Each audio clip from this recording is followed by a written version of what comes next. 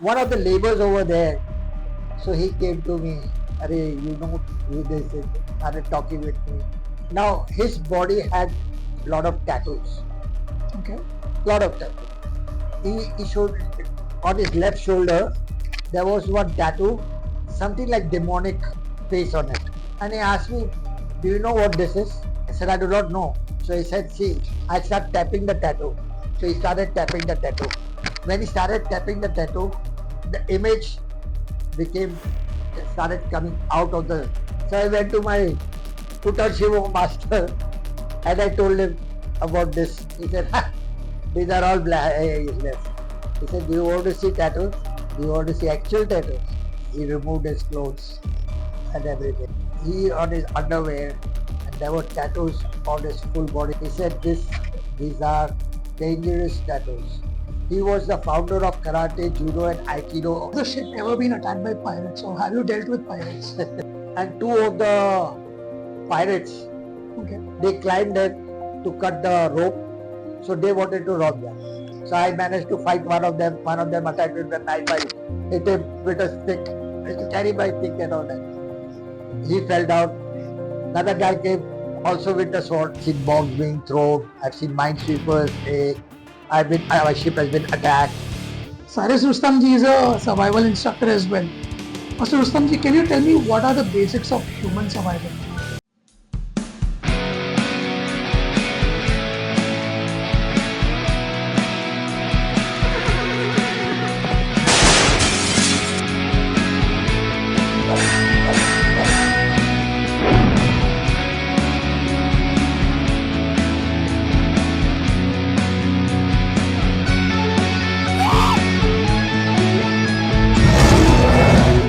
Welcome to the show, Mr. Rustamji. Nice meeting you. Vipul. You told me that you have learned with the Russians the art of martial arts. You've also practiced with guys from the USA and in Japan. So, what is the mindset? What is the thought process? How different are they from us? Or is it the same? Let me tell you, between 1996 and 1986 and 1988, 2 years, I was working on a ship during Gulf-Iran war. I was regularly going to Kuwait, going through I have seen war, I've seen bombs being thrown, I've seen minesweepers, our ship has been attacked. So I've seen a little bit of war in my merchant navy days. So the 2 years which I was there, my base was Dubai to Kuwait, Dubai to Abu Dhabi, and Dubai, and come back. That was my run for 2 years. I was on a tanker carrying aviation fuel. Aviation fuel meaning you're like a live bomb. One thing happens, whole thing would occur. So your whole life is. And I was in Syria when the planes attacked, and we were discharging oil, and we had to darken our ship and bombs because any misguided plane would put her in, you would be blasted, you would be finished. So that's beside the point, that is war. But why I mentioned that was, during that time, I came across a magazine, Ninja magazine. Somebody sent it to me and I came across it. And in it was an advertised for Third World Ninja Summit. That means 2 years ago, two summits are already over, and that was the third one. And it was very much due. So 2 years I was continuously working. So I gathered a little bit of money, and I said I will go to USA. So I got myself visas and things like that. And I started my journey called Musa Shugyo of a warrior. That means a warrior who undertakes a journey to discover things. So I went first, it came to New York, landed up in New York. In New York, I had an interesting thing over there. On the very first day, my luggage was being taken away. Was it I had a big VIP suitcase with me. That time VIP, VIP suitcase was damn heavy and all that. Yes. Heavy. Not the today's light bags. It was heavy, and it was filled with gifts and things and everything. And I had to go an underground where I was going to catch a Greyhound bus. And I was going to Cleveland for Ninja Summit. So I had to catch a bus, which was about 7:30 was the time. And I arrived there early. By 6 o'clock I arrived there. I had 1.5 hours to kill. So while I was over there, I was the first guy waiting in the queue for my bus because it was at 7:30. Now since you are underground, and it's a huge underground parking, from far I saw there were a few cluster of people going in the bus. So I said, let me go and find out what it is. If I can catch an earlier bus, I'll reach faster, because if I catch a 7:30 bus, I would reach by 4:30 evening. But if I catch a 6 o'clock, I will arrive by 2 o'clock, which will give me more time to arrive at a place here. So now that VIP suitcase was really heavy. I just left it over there. My handbag and everything was with me. I just quickly went over there to ask, does this bus go to Cleveland? He said, yeah, it goes. It will come past. I just went there and came back. By the time I came back, my bag was vanished. And then I see one huge 6-footer Negro catching my bag as though he's a briefcase and walking away. I said, first time arriving in a foreign country and I have to fight for my bag and all that. It we did. I had to use my sense. So I said, hey brother, thank you for holding my bag. I had to go. Oh, it is your bag, huh? I said, yes, it's my bag. Thank you for carrying. Can I go? My bus is waiting. Oh, say, don't leave your things like that. I thought somebody left it behind, so I was taking it. So sometimes you have to use your mind before just going into a fight. If worse comes to worse, I would have to fight with him to get my bag back. But luckily, I managed.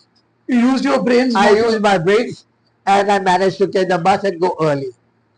So that's how my first journey started.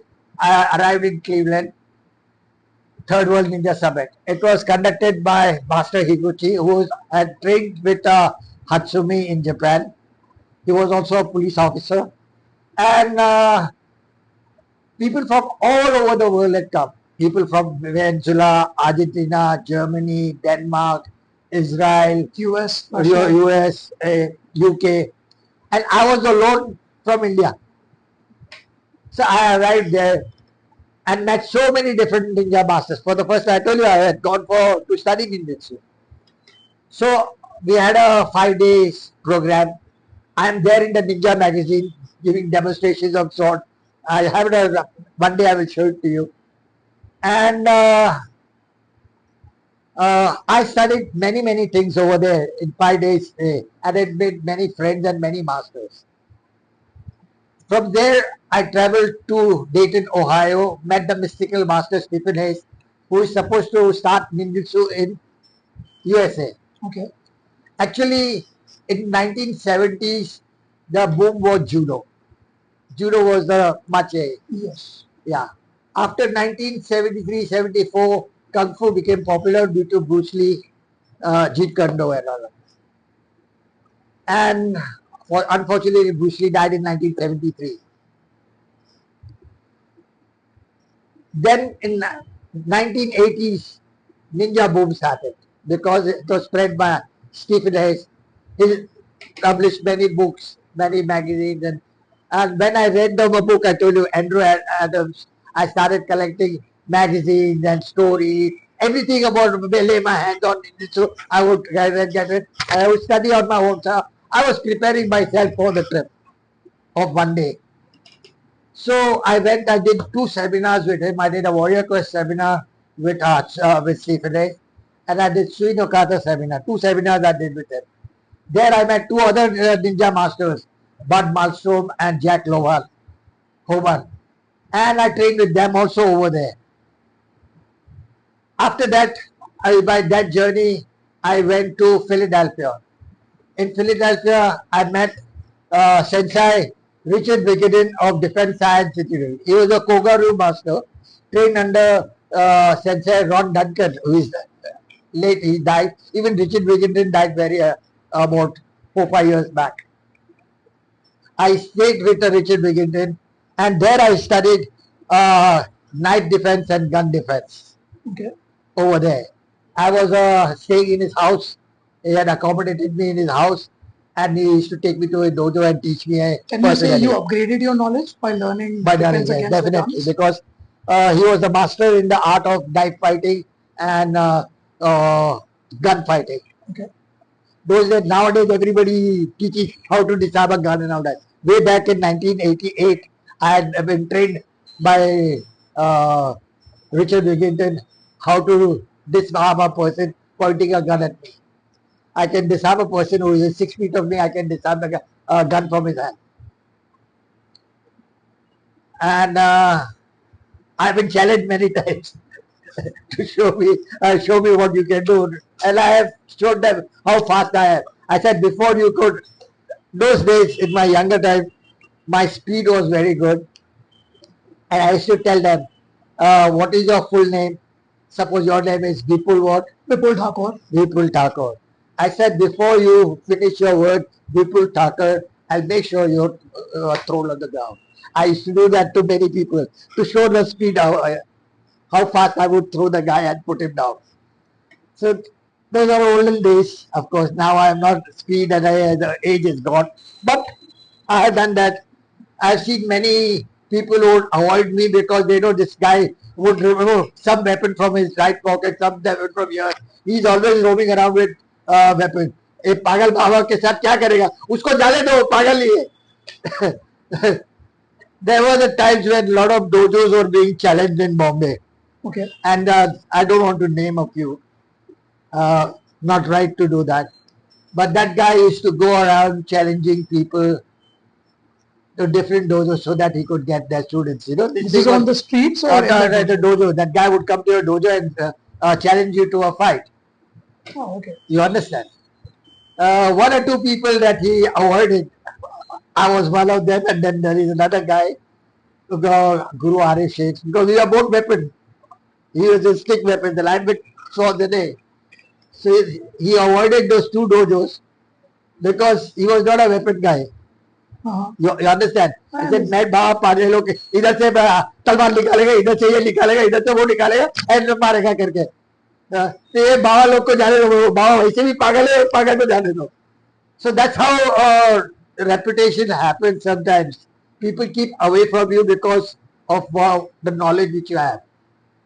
Today also they want to study something. अरे sir, सारे दिन तुम्हारे पास काटला ये काटला कैसे use करते? I was awarded the katana in 1988 during my Musa Singh award. I'm talking about that again. Mhm. After Philadelphia, I went to Miami. In Miami, I went to see one of my relatives over there, and he took me to a sword master, Mr. Rex Lee. He's also dead now. Many of the masters I've met have died now. And that master had many swords. Very interesting story about that. Uh-huh. Because I wanted to buy a sword. So my cousin took me to this guy. He said he has a collection over there. I'll take you there. So we went to him. So he said, oh, you want to buy a sword? He was telling me. I said, yes, that. And he brought his pitara and removed his sword. Bag full of swords. Bag full of sword. Not bag full of, trunk full of sword he had. So he took out one sword. How many? $1,000. How much this? $2,000. How much this? $4,000.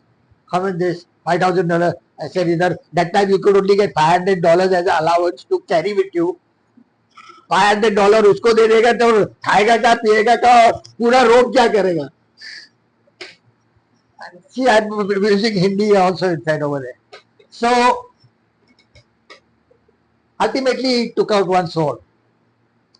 Can you show that picture over there? This is the sword which was costing about $500. I'll put the picture over here. Okay. This is the sword I got an award. Shall I tell a story about that? Okay. So master tell me, Are, what you did? I said, I do. I'm just a Shodan Ketsugo, and I've studied few things and all that. So he asked me, can you come tomorrow? I was there for 1 week in Miami. He said, can you come tomorrow and give a demonstration to my black belt students? Oh, okay. So he said they want to see some foreigner coming from different. I'm a foreigner from there. So I went over there, and his daughter, this room full of prizes she had got. She was a champ, Uh-huh. and she had won so many prizes there on the floor, Championships. championships and all. And I went over there. I saw many. He had about 15, 20 black belts. He had called all of them. And he was sitting quietly on one place and said, he's telling me, you take over the class. So I asked, can anybody take a fall and all that? I took a purple belt fellow. He volunteered to, and I started doing techniques on him like that. And while I was doing techniques and all that, the master was watching me. And his daughter, the champion, and the ego hota hai. They said, oh, this asked me very different questions. So I put her in a place very gently. And he liked the way I treated and What did you do? I did. I showed a technique called Yawara, which I carry with me always. A 6-inch stick, which I told you, Pogo. And I did that demonstration even in the third World Limija Summit. I did that in another, I'll tell you, as after this incident. So I did all that, and he called me in the side. And before that, he told me a story. Okay. And while I was showing me the swords, he told me, saying that my master would give me the sword, and then when he drunk, he would tell me, give me the sword back. So he would give the back. Second time, again, same thing happened. He gave him the sword when he was sober, and when he was drunk, I want the sword back. Okay. Third time, again, master did the same thing. He said, this time I did not give him the sword. Now this is a story which I am going to tell you, which is going to correlate with me. What is it? Yeah. Okay. So after the demonstration that night, I said, do you like that sword? I said, yeah, I like that sword, but I cannot afford it. $500 कहाँ से लेगा? बहुत महंगा है. बहुत महंगा है, अपने लिए तो महंगा ही है. तो मैं बोला, I like the sword, but अच्छा, okay, I'll be. And he kept it aside. When I gave a demonstration, he took me for a dinner in the night. When he took me for a dinner night, he came with a small knife, and he gave me the knife as a present. I mean, present is whatever you give. Exactly. But I smiled a little. Oh, why are you smiling? I said, I have this knife. That's why I was smiling. So he took the knife back. Okay. Was he testing you? No, listen to me. Okay. He's not testing. Then next time after my demonstration, I took him out for a dinner. So we went to have a dinner, and he came back. Now his class was behind the house, and he told me, son, you wait over here, I'm coming. So when he came there, he said, you have that knife? I said, yes, it was in my pocket. I gave him the knife. He took it away. He took it away and disappeared for about 10-15 minutes. Now, before that, I wanted to tell you that when I went for a demonstration, the sword was lying on the bed.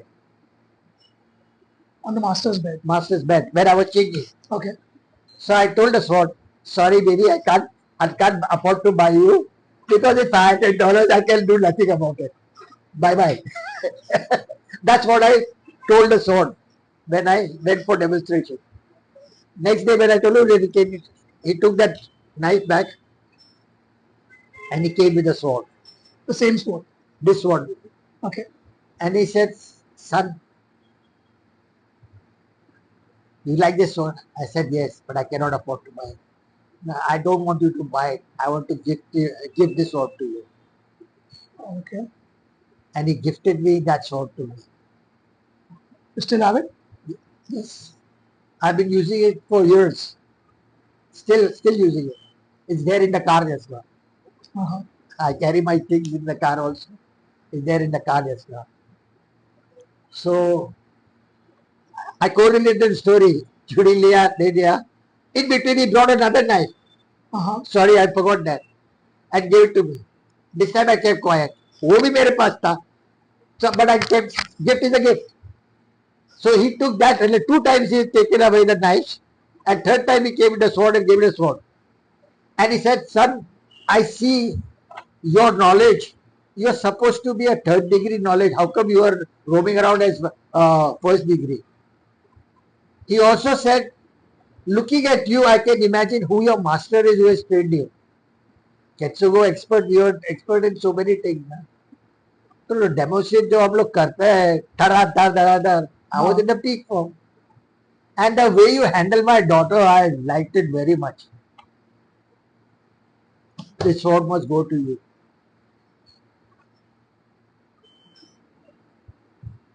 That's how I carried the sword in. From there, I went to New York.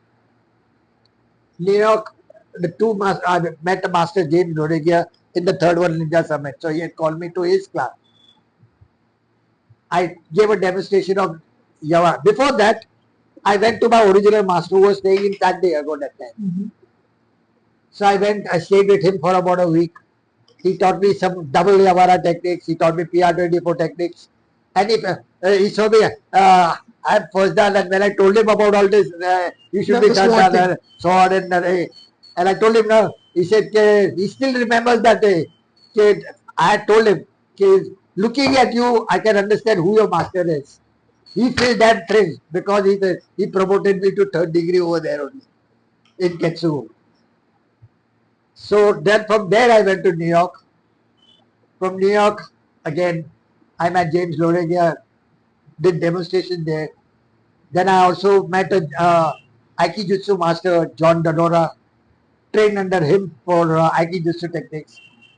And then I returned back home. So this was my Musashigyo warrior journey in USA. Then at that time I didn't have the addresses of Hatsumi Japan. So in the Ninja World Summit I asked them, अरे भाई ये लोग का address है क्या? So I collected money for 5 years because it's expensive. So after 5 years, I made a trip to Japan and made a Japan trip and trained under Tanamura over there.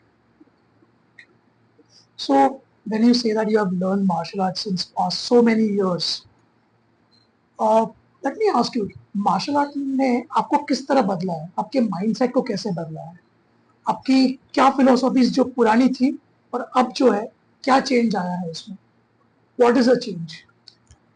And what is the mindset? What is the philosophy that you have right now? I was an angry man like Amitabh Bachchan they say. When I used to go fight, I used to go fight with anger like a tiger in front of them. And my master used to observe that when I spar. He said, Cyrus, you were going too aggressive. And when I would aggress, he would come and hit me from behind. He said, take down your anger. Because in a fight, if you were anger, you will not be able to think. You can't remain calm and you can't overthrow a person. So years in training in martial arts mellowed down my way of thinking, my way of teaching, my way of everything changed. So martial art helped me a lot, refined my mind, learning so many things. It didn't put me to level where अरे मेरा जैसा कोई नहीं है. And I would teach anybody who is willing to learn. I never advertise, even today.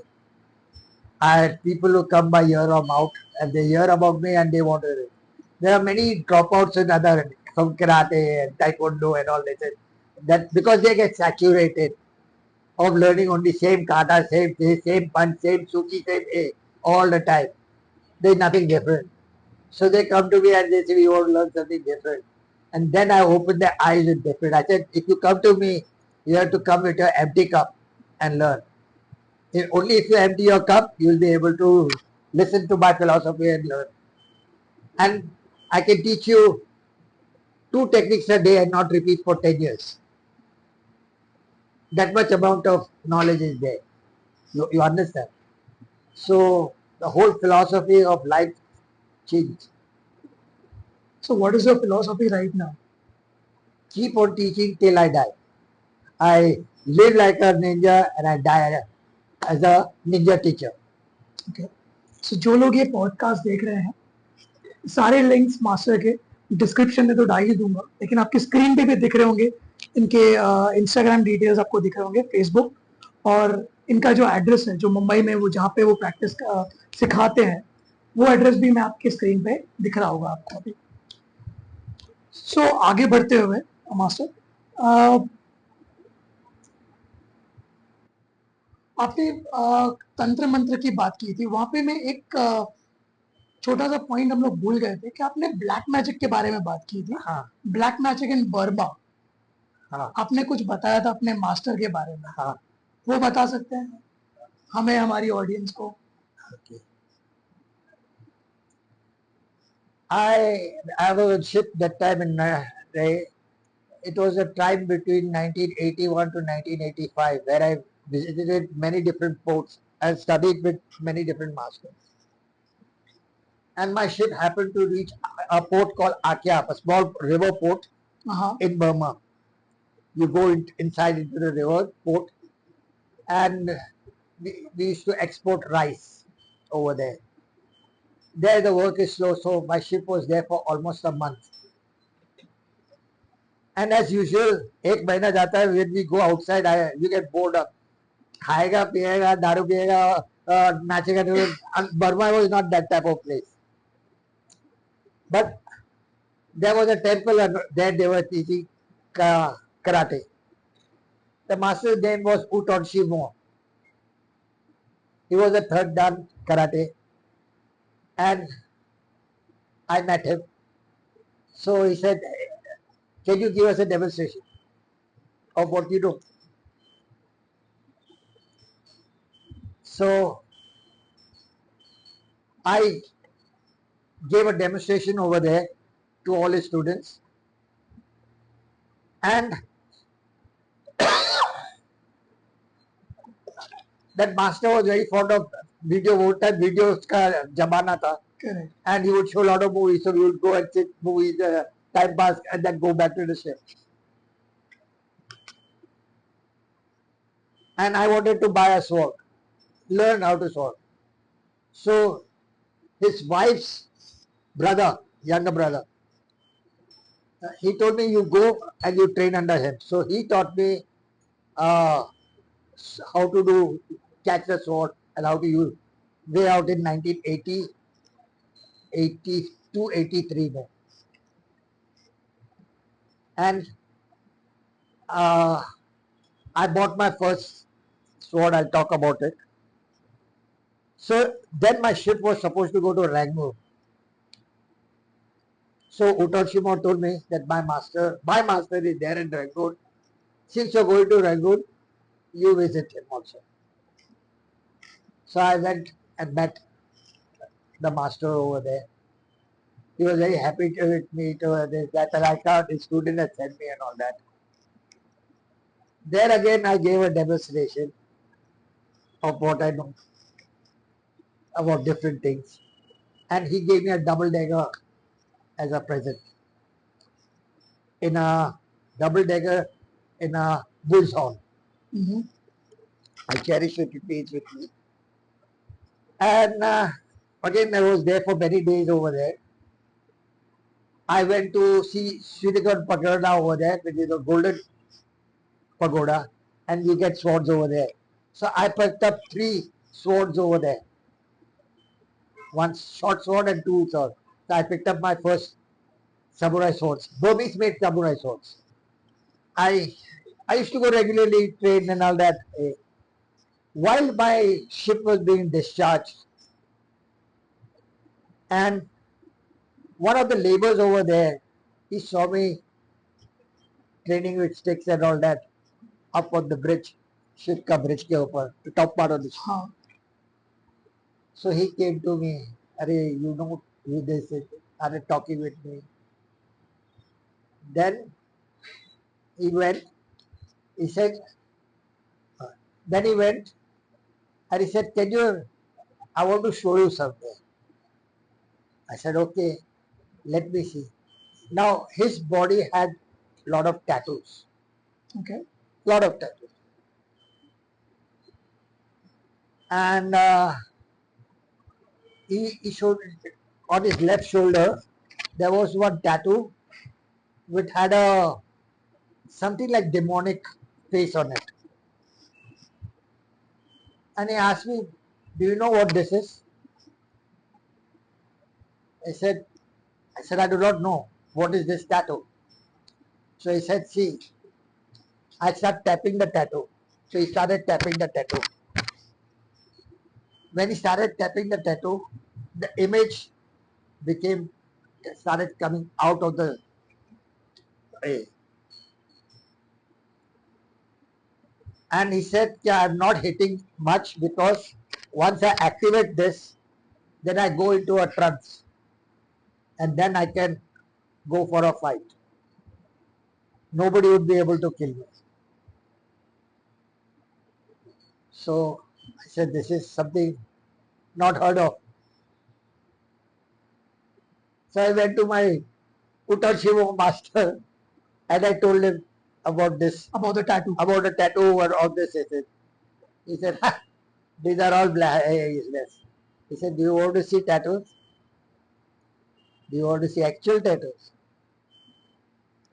He, on his underwear, he removed his clothes and everything.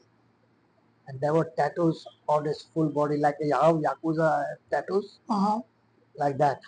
He said, these are dangerous tattoos. He was the founder of karate, judo, and aikido in Burma. So Uttar every Pradesh. tattoo worked. His tattoo, he says, the tattoo is highly powerful tattoo. You want me to do it for you? He said, if you want, I will do spots. Now, my religion does not allow me because I go into, once I die, my body goes to The for Tower of Silence. Tower of Silence. So if there are tattoos on my body, the birds will not eat. Okay. You understand? So I refrained from doing it. Whether I took a right decision or wrongly, I do not know. He said, but son, this will protect you from whoever will try to attack you, will not be able to attack you. These tattoos are highly made with golden needles in your body. They still have it. I mean, those people over there in That, Rangoon, yes, they still have those tattoos. yes. All his students have those tattoos. This is shocking. It is shocking. It's the first time I'm connecting martial arts and black magic. Yes. I have refrained myself from ninja black magic also because I believe in white light. And I believe my prayers are of protection, of my own prayers, they are good enough to fight any evil. Of course, I have been attacked by spirits and I have been, black magic has been done on me and a lot of things happened on me. But because I am strong and I can protect my white light, I am able to evade it or throw it away. But it still affects me. Affects me in the sense it will not directly affect you, but it will try to catch the person nearer and one to you so that you get a suppose the attack will come on your wife and you Uh-huh. can do nothing about it. Your own body you can save. You understand? I understand. But you cannot save another a body. So, So I refrained my going into black magic and things like that. I believe it is better to go in the white light than go in the black light. So I moved away from the dark side of ninjutsu, which is supposed to be there. Of course, it was not taught to me anything, but I have books on things how black magic is done in India. Okay. I have mantras, Muslim mantras, I have Hindu mantras, I have Parsi mantras, I have Christian mantras, I got all the mantras. And if I want, I can utilize that unless the need of it is required and I have to go into extreme A where the enemy wants to overpower me, then I would go all out to do Destroy things, the destroy person. the person. If he tries to destroy me, otherwise I remain far from these things. It's the first time I'm telling you all this, but this is the true fact. So you told me that black magic was done on you. Do you believe in karma? As in, somebody did black magic on you. Did they suffer later? Karma is something different. Karma is what you do, and so what you sow, so shall you reap. Correct. So karma is based on what you have done on your past life, good deeds or bad deeds. And according to that, you see, if you go into this theory, which is again occult theory, is a very big theory. Okay. You take many births in life, something like 1,86,000 births before you become a man, different age. And we believe that first you start from the stone age, then go to insect, then you go to plant, then you go to insect, then you go to animals, then you take the human form, and from the human form you go into different religions. Now I don't want to mention these things about it, but Yeah.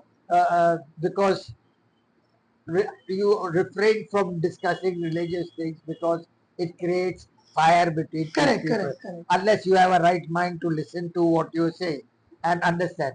Otherwise, keep quiet about it and don't talk about it. Absolutely. But anyway, so it's your religious beliefs that whatever you do, when you are reborn, as I said, you are born 1,86,000 times. Every time you are born, your soul is refined. And when your soul is refined, you climb a plane. There are 7 planes to heaven. Once you climb the 7th plane, then there is no rebirth.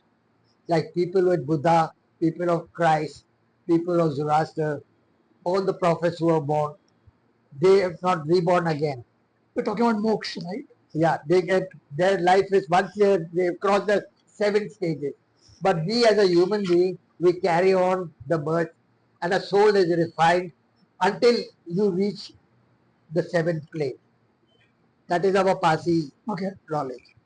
So everything past karma is you collect. You may not be able to take money or wealth on it, but the good deeds you have done and the bad deeds you have done are brought into the next world which you go. Subconsciously they are transmitted because soul doesn't die. Human beings die, soul doesn't die. So whatever the karma, what you have done, sometimes you say why you believe in karma. Sometimes you see a 3-year-old boy playing drums very good. Sometimes you see a 4-year-old do canvas painting very good. Somebody or a 3-year-old girl is exceptional in dancing. Now all that is because in the previous world they have achieved certain levels. And because they have achieved certain level, that has carried on into the next world when they are reborn.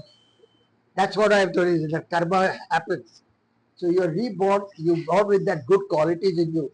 That is the reason why sometimes you are a natural.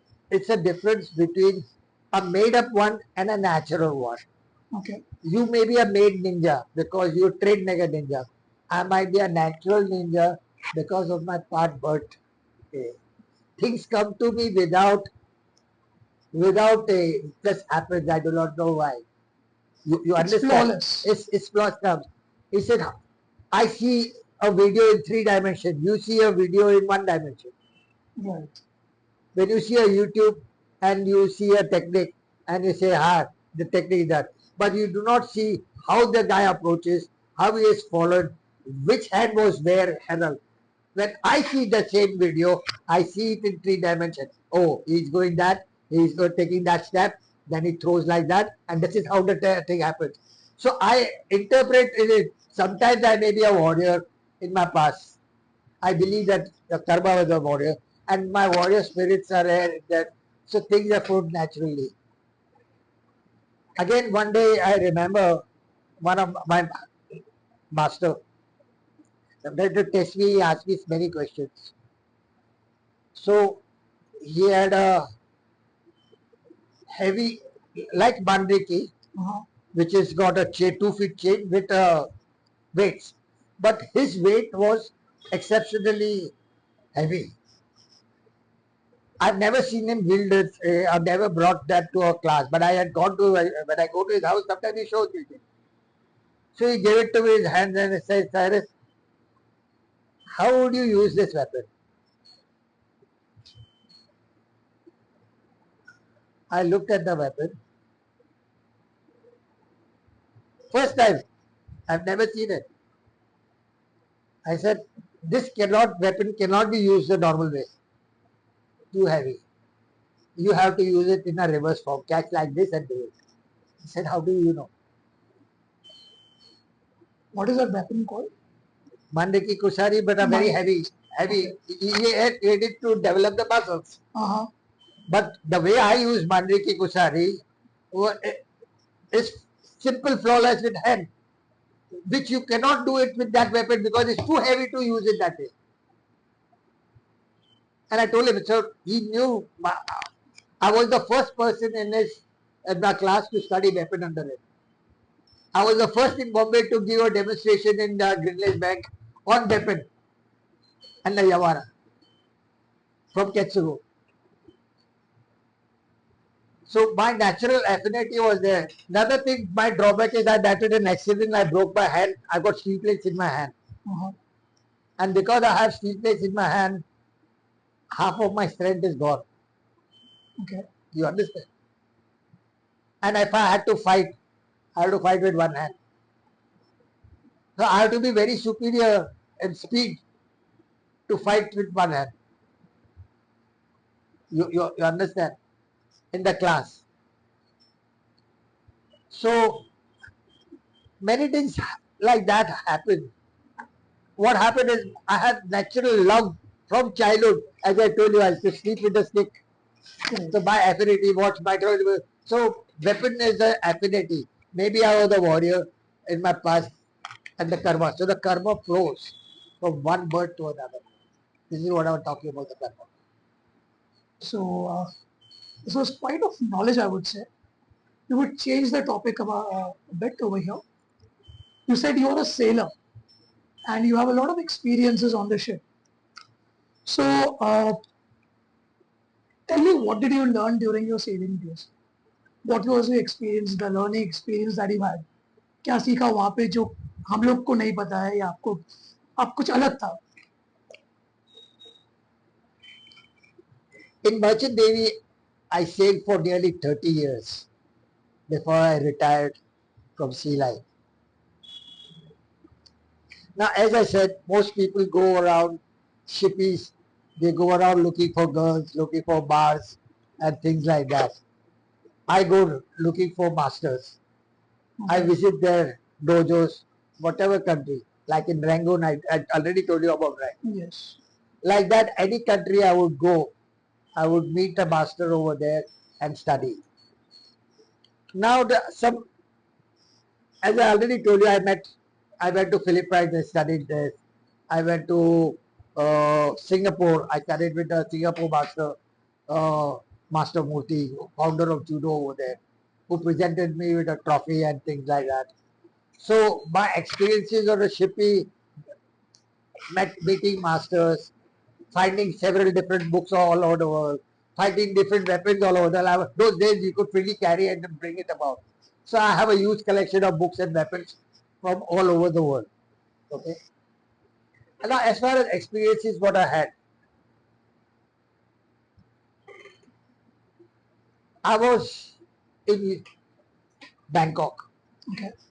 And I had gone with the captain to do some shopping. We did some shopping and then he said, okay, let's go have some fun in a bar, have some beer, and we'll go back to Dessau. When we went over there into the bar, normally the charges would be 200 baht for entrance and another 100, 200 baht for beers. That fellow was charging something like 1000 baht. What? Now this is fishy. Now we were the only two people there and the show was going on and we just had one beer. I told my master there's problem. Okay. Now again you have to see where you are, different country, useless people, wrong place, and I have to say the master. So they came, tapped me on my chest. Paisa diya, take out the money. I said, yes, yes, we take it. And we didn't have. He had money. I never keep my money in my pocket. Okay. I keep some money in my pocket. Otherwise, I hide it in my handkerchief and all that. Because I've had many experiences like that. But the captain was not like that. He had a gold chain and everything, all that. He had that shopping and all that. Now, you have to use your presence of mind to get away with it. I told the master, let's get out from here because it's. So that fellow was asking 500 US dollars. The goon. इतना पैसा है नहीं.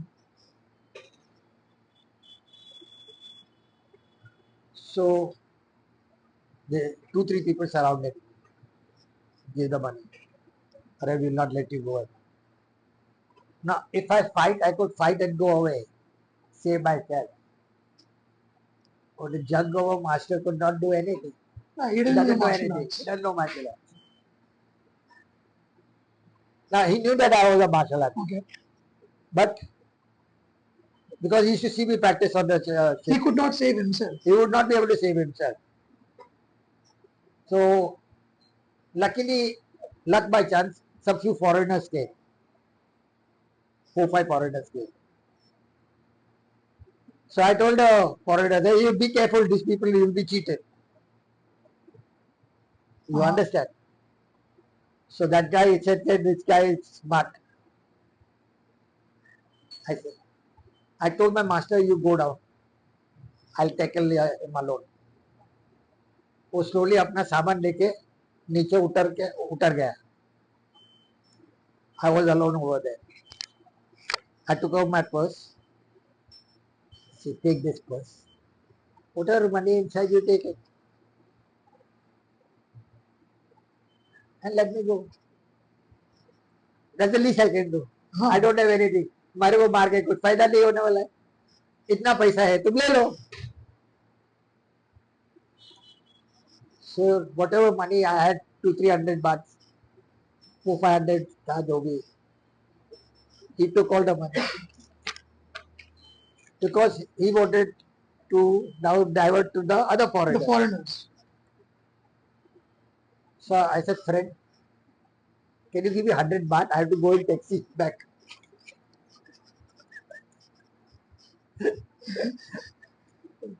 Why? I said, no taxi, no money, how go? Okay, take 100 baht. Get out.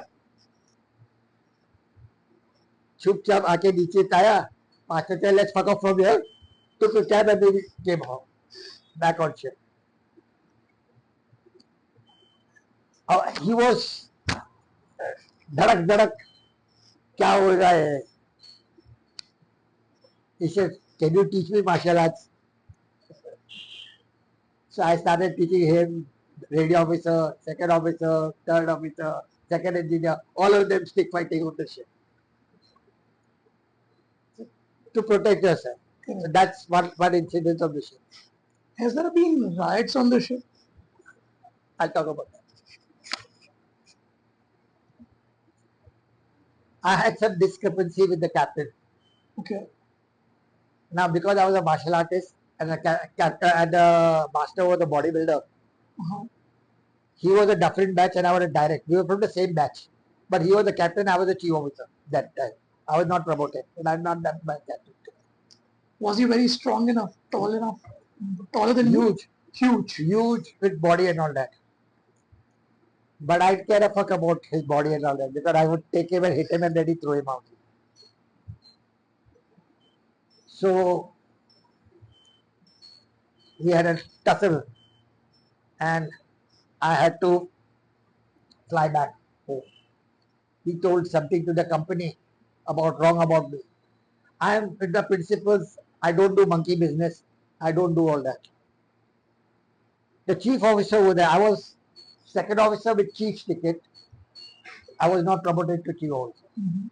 Now, what had happened was when we were in Singapore, the relieving master, he joined in Singapore, and relieving master was going away.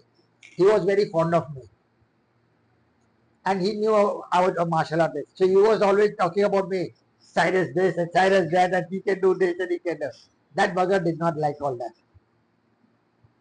So he could not catch me on my work, but your uniform में suit नहीं है, वो नहीं है, little small Trying to things. harass you. Yeah, to harass me.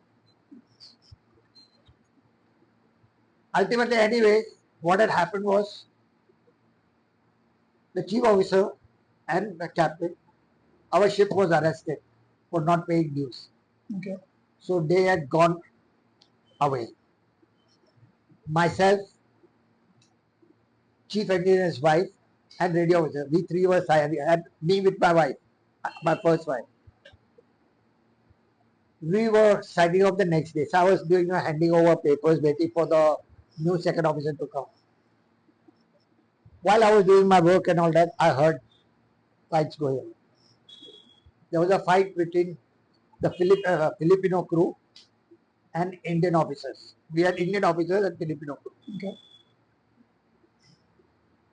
Now, what had happened was the crew was against captain and now the captain and chief officer were not there on board. So they started catching officers and I was doing work on the bridge, doing my reliever's job. And but I had very good aim with the crew. They used to like me. The Filipino crew. Filipino. Okay. I used to go there, I used to have food with them, go out in the enjoy with them and all that. So my way of is different. So I'm like a different Indian. So they went around taking knives and sticks and axes and all that. And breaking doors and all trying to all the Indians came up on the chief officer, second officer, bachao hum log ko. So they all entered my bridge and I am standing there in front. And all the crew with sticks, knives and swords. And I'm standing at the door. To catch them, they have to go through me. Yes. So, second, why you remain? You very good Indian. You move out, we want to kill the Indians. They had drug. They all were daru waru pee ke mara mari. So they were creating rakus. So I stood there, the door. Said, why you want to fight with them? You were trying to negotiate. So I was trying to negotiate. थोड़ा अक्कल आया, calmed down, and they went. Chief officer and captain had ran away from the ship, came next day morning, called police and all that and all that. All lafra happened, that's a beside that. But somehow I managed to settle down over there and stop the riot taking place. Okay. Otherwise, of course, I was carrying my nunchaku in my jacket and everything in case of they knew I was practicing martial because I am always practicing on the ship, something or the other, punching bag and doing something. But luckily, the riots got. You tried to save a I situation. said, So, has the ship ever been attacked by pirates, or have you dealt with pirates? Have you dealt with sea Yes. robbers? Let's put it in that way. yes. I was a chief officer in one of the ships, Yeah. and those days, a lot of pirates were attacking on the coast of Hong Kong, and Uh-huh. so passing through the Singapore Straits. When you pass through the Singapore Straits and go toward the China Sea inside to go towards Hong Kong, sometimes you get to a. Now, before that, I was talking about the ship has big hawsers of which they ride. Okay. So on one of the ship, I was a duty as a second officer. Uh-huh. I was a second officer on duty, and we were doing patrolling.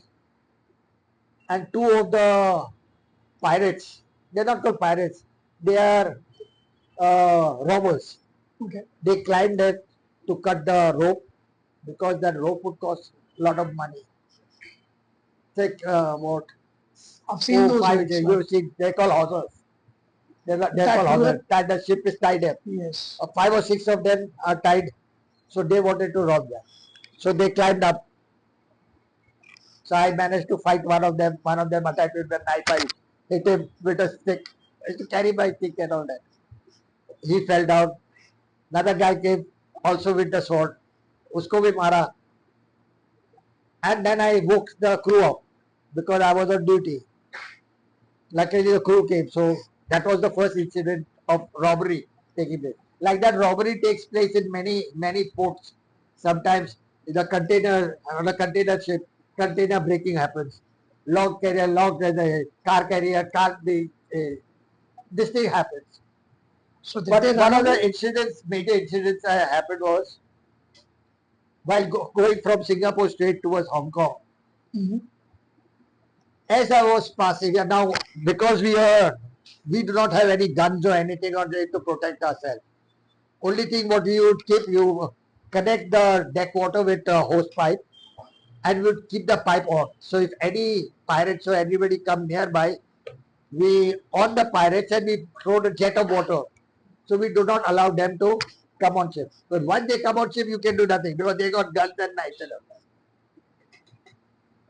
So I was on doing round on the deck and I saw one boat had uh, 2, 3 of the cheeky guys had a military uniform and guns in their hand, and they were waving. So I on the walkie-talkie, I told the master if something is some boat is approaching and maybe requiring help or something. So he slowed down the engine. So the boat started coming near. I when the boat started coming near, I saw that they were with guns, no shoes on and all that. So I knew that they were something like pirates. I messaged my captain, don't stop. Go full speed ahead and take the ship out. He gave the engine, said it and went out. So they wanted to come up. Yes. They did not. So because we did not allow, they fired. 2 bullets were fired on the ship. One went here, other went over my head. I ducked down. I had brought that bullet. I don't know where it is now. I was shot on the just above the head. Luckily, Just missed a headshot. I was in the papers, not as an individual. Ship was attacked by pirates, and the bullet. So that was my experience with the pirates at the coast of Hong Kong. So now we move to the last and the next part of the section over here. Saris Rustamji is a survival instructor as well. So, Mr. Rustamji, can you tell me what are the basics of human survival? Basically,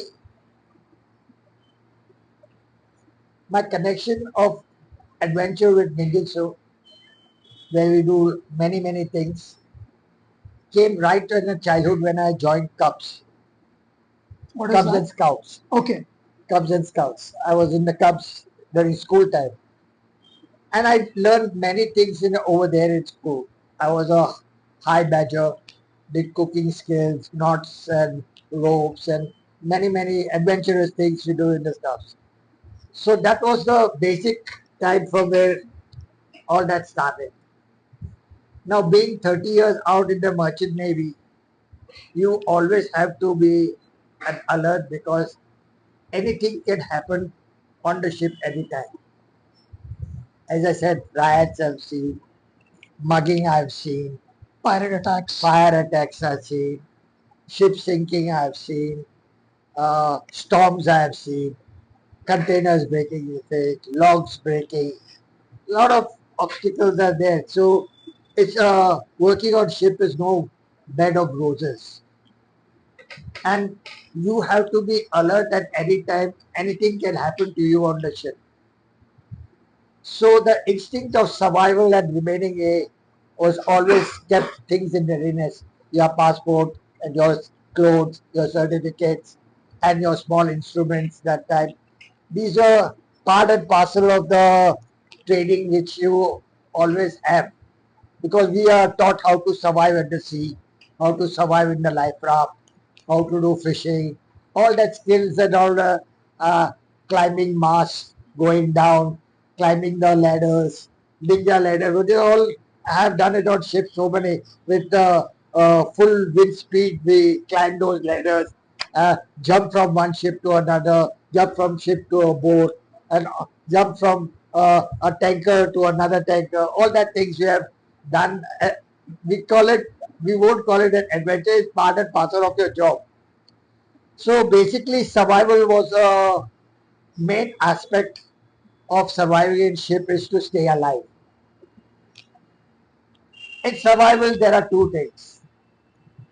Either there is a man-made disaster or nature disaster.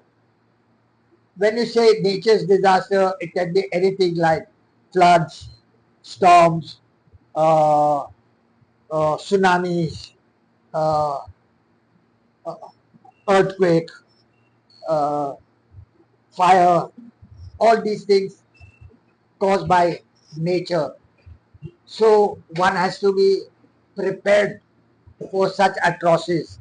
If because if you have a will to live, because nobody wants to die. Exactly. Nobody wants to die. But you could save yourself better if you carry certain things with you, carry certain equipments with you, and this. Man-made disasters are things like riots, terrorist attacks, uh, mistakes of fire in the kitchen, house fires. These are all man-made things that can happen. So you got to be prepared for such atrocities at any given time. So it is a survival whether you are in a jungle or whether in a concrete jungle, urban in a city. Wherever you are, the hope to remain alive and survive is the main thing. So you have to carry on you certain things with you, which we call EDC, everyday carry, which I carry on my own self. Okay. Small things, yes, every day in Like my what are pocket. those things? What are those things? A whistle, a small pocket knife, a small torch, an alarm, a handkerchief. All these could help you. And I carry a bag which has got how to make fire, how to purify water, how to carry food, small things like that, which will help me to survive at any time. Okay.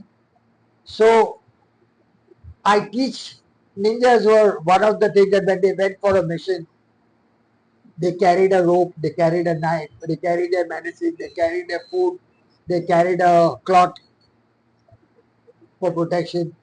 So they also used to carry sometimes because they were from one to mission, and during that day, any hardship they have to survive.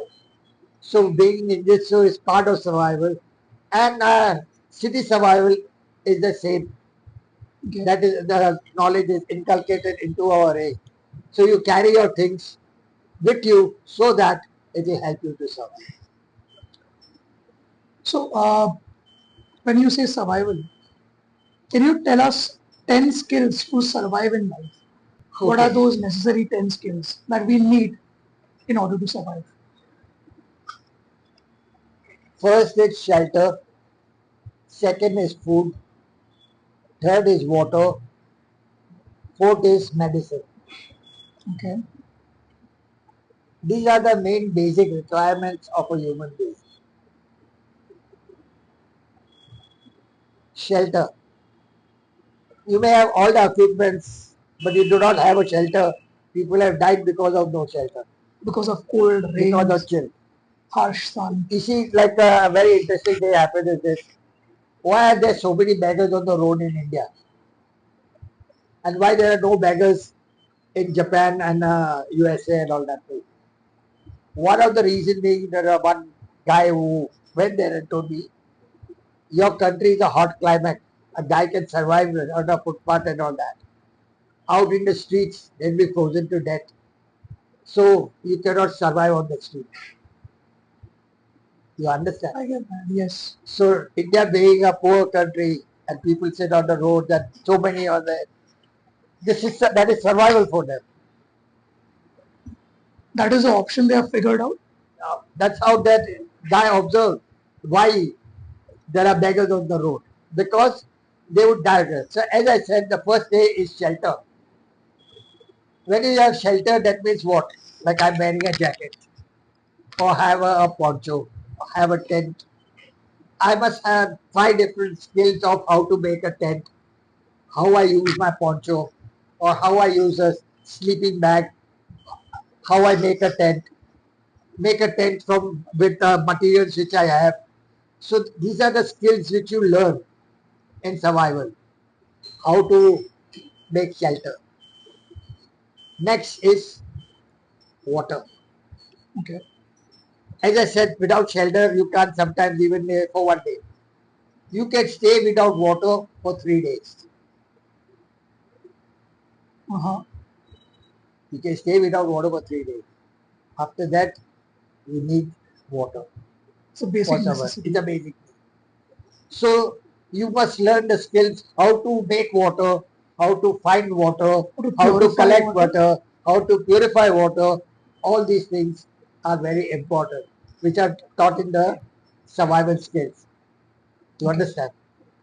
If I'm in the desert and there's no water, I can make a cup of water overnight and drink it till survive in the desert. This is interesting. So we learn all these ways. If there is no water at all, and there is a rain catchment, then we catch rain water. We learn different ways of purifying water. One is by boiling, other is by putting fire types.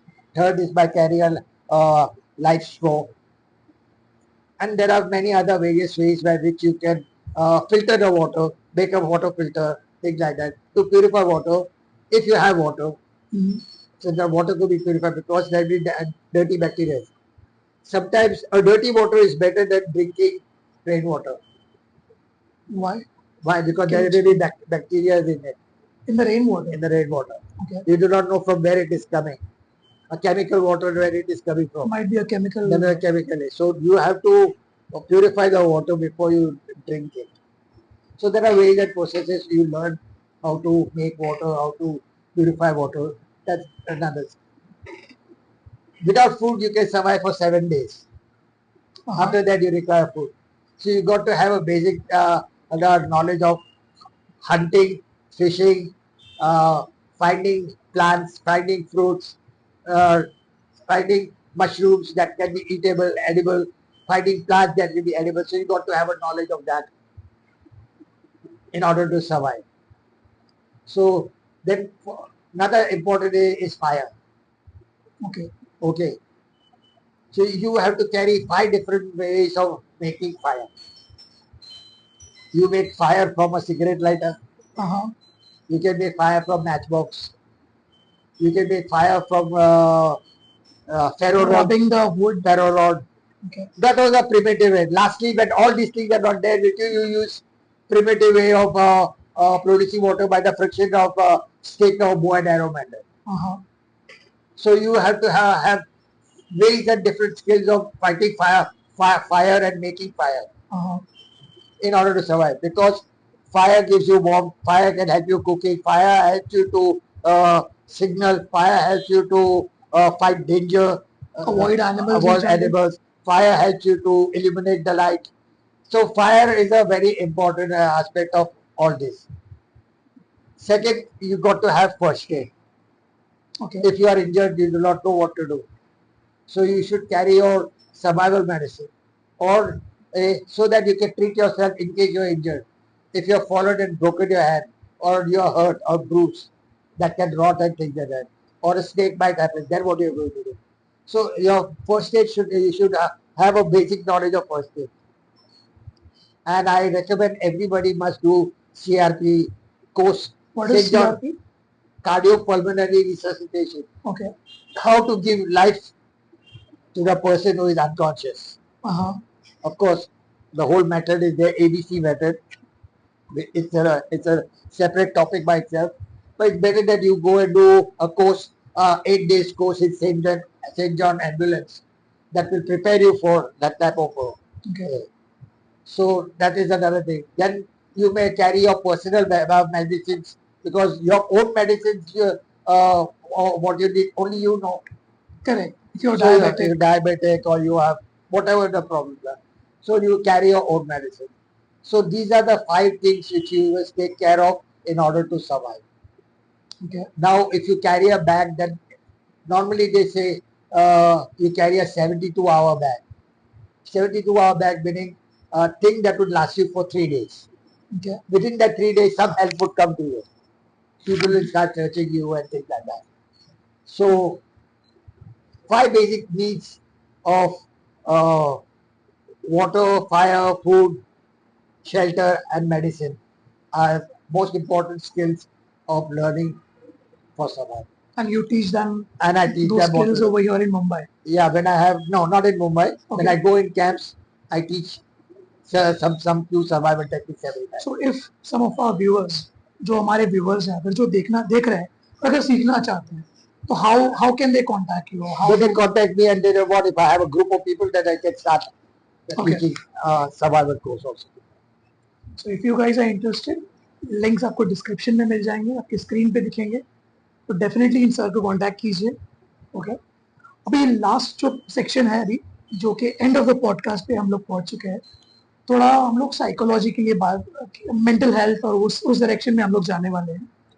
तो आप एक बार मुझे बता रहे थे कि आप loneliness को कैसे टैकल करते हैं. How to tackle loneliness. See, basically, as I said, when you are at a higher grade, it is a way of loneliness because somebody wants your knowledge, somebody wants your weapon, somebody wants your money, somebody wants your somebody else, some sort of greed, Somebody wants something from you. something from you, which is always there. And there is no person who has likes you or wants you without something Correct. because this is a give and take life in you understand. So basically, you have to cater to all these things also. You never know when who is jealous of you, why he is jealous of you. Okay, you have weapons, so he will try to rob your weapons, or he will try to bring better weapons to. Jealousy is another creed. Money is another creed. So when you are at the top, people will try to bring you down. They Also don't like to fame. see it. Also the Also fame. I mean, same, yeah. if you're When well you are, known, people well will known, try to people pull you try to down. bring you down and talk bad about you. So these are the things which you any celebrity has to face. So how do you tackle it? Tackling is we know basically we have intuitive powers. Okay. When you're in martial arts for many years, you have an intuitive feeling and know what is right and what is wrong. Right. Whose intention is good, whose intention is bad. We read their auras. and the face is the index of the heart, and you can make out what that guy is coming to you. Sometimes we test you with different. Sometimes, hey, to Tatiyala. And then we said, why this master is giving gali? Then we see what is his resistance, does he react? Because if he reacts at the time when I give gali, it means that he has no patience, he has no endurance, he cannot. Is he the right student to teach? Correct. What you are little stuff? So constantly we have to keep on testing and to students who think they are wiser than the master. And you'll get in every field, you'll get such type of people. So you refrain from doing that. Okay. As an intuitor, I can give you one very good example of intuition. One day I was going from Mahim to Grand Road early morning in my car. I had a Fiat that time. And I crossed Siddhivinayak junction signal, and there is a straight road from that signal to the signal where Chroma showroom is there. It's a straight road. When I took a turn, and you could see from one end to the other end, a crowd of 8-10 people standing there. I said, this is something fishy. At this hour moment, why there is a. So I stopped my car and I said, yeah, look and think, what is happening? One taxi fellow passed by me and he went straight away. Moment he went there and reached, he got surrounded by 10 people, 8-10 people, bomb over there. I knew something is wrong. I took a U-turn and went back home. So your intuitive powers saves you from things happening to you. And you have developed that intuitive power. I have not developed. It comes to you with years of martial arts training. Okay. As I said, you read the students why he has come to you, किसके लिए आता है, उसका दिल में क्या है, and we test them in different ways. Right. Before actually teaching them the little stuff. I'm telling on my front of my group. Yes. So, what is your advice that you would like to give the next generation, the generation who is watching this podcast? Develop the skills. Okay. Be humble. Learn martial arts. Be a survivalist. And help people in life. My way of helping is by becoming a master. I teach so that I can shape the youth, modern youth today, going into wrong, from drugs or doing wrong things. You advise them and you share your experiences with them and teach them what is the right way. Then following it is their path. Okay. So, when we talk about goals, Lakshya, that's what we say it over here in Hindi. How do you work on your goals? As a martial artist, as a survivalist? In life, you have many goals, but you try to do all goals at one time, you will never be able to fulfill it. Best way is to take a small goal, achieve that, then move on to a next goal, achieve that, then go to a third goal. Rather than trying to combat all the ye bhi karo, ye bhi karo, and kuch na karo. Make small goals, is that what you say? Make small goals in life. And go for success on that. Okay. So this will be better, that you will be able to master your life better. And when people say that they are dealing with mental hurdles, they're not able to cope up with depression and sort of things like that, what is your advice on that? Many people, they come with their problems. Some people come sexual problems, some people have mental problems, some people have wife problems, some people have finance problems. All sorts of people come to you. And the best way is when you learn martial art, it teaches you, it's a way of life. And it teaches you how to help and grow through and move from that. Okay. So you share your experiences with them and give the right. Sometimes one man's food is another man's poison. Sometimes the advice to him is good. Same advice is not good for somebody else. You understand? Yes. So you have to see what is right and what is wrong. Okay.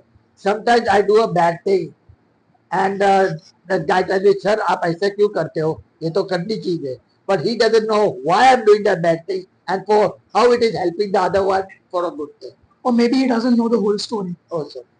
So you can't be short-sighted. So, Master Rustamji, it was a pleasure meeting you. The conversation was amazing. I could go for like one of the years together because it was such a insightful conversation. I learned a lot. Thank you. So it was nice meeting you. Okay. तो ऐसे ही podcast देखना चाहते हैं please हमारे channel को subscribe नमस्ते जय Hind Vande Mataram and Bharat माता की जय Shikin Harimitsu Daikomyo.